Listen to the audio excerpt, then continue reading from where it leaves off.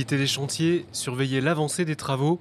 Pour ce constructeur de maisons écologiques en bois, la santé de l'entreprise passe avant toute chose, quitte à mettre sa propre santé en danger. J'ai fait un burn-out il y a 1 an. Là, je commence à m'en remettre. Mais là, avec la crise du Covid, c'est très angoissant. Trouver les clients, trouver les chantiers.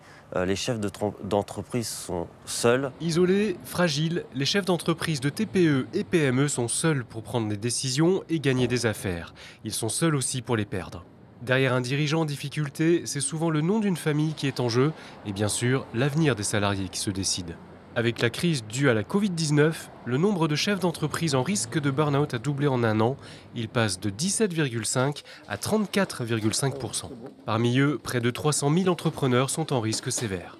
Les personnes en souffrance, cette gérante de PME les connaît bien. En tant que juge consulaire au tribunal de commerce de Chalon-sur-Saône, elle croise régulièrement des dirigeants en détresse psychique. Les signes ne manquent pas. La détresse du chef d'entreprise, c'est très simple, hein. Vous voyez une personne qui regarde ses pieds, qui a les yeux larmoyants, qui tremble, qui a du mal à parler. Bref, tout ce que le corps peut évoquer. On peut avoir cette détection aussi quand on voit le chef d'entreprise qui est accompagné ou par un de ses proches qui nous appelle et qui nous dit j'ai peur pour lui. Une angoisse légitime, tous les 2 jours, un chef d'entreprise se suicide en France. Alors, pour éviter le pire, l'association APESA compte des référents dans quasiment tous les tribunaux de commerce. Juges, greffes, mandataires, liquidateurs judiciaires ou même certains experts comptables peuvent lancer des alertes auprès du réseau central APESA. Souvent, dans l'heure qui suit, le chef d'entreprise reçoit l'appel d'un psychologue pour un suivi individuel. Né au lendemain de la crise de 2008, l'APESA s'appuie notamment sur les juges consulaires des tribunaux de commerce vers qui les entrepreneurs doivent se tourner en cas de cessation de paiement. Je rappelle, ce ne sont pas des magistrats, ce sont des chefs d'entreprise et ils les connaissent, ces difficultés. Il y a toujours un moment ou un autre, pendant les 20 ans d'exercice que j'ai eu, bien sûr, il y a eu plein de moments où j'étais pas bien, mais il faut avoir une écoute. Et c'est pas un échec, c'est ça qu'il faut comprendre. On a eu le courage de créer notre entreprise, on a eu le courage d'embaucher des salariés, de se battre pour cette entreprise. Il ne faut pas rester dans le déni, il faut vraiment se mettre sous cette protection-là. Et c'est vraiment très très important. Crucial pour la santé des chefs d'entreprise, quand ceux-ci ont plutôt en tête la sanction du dépôt de bilan.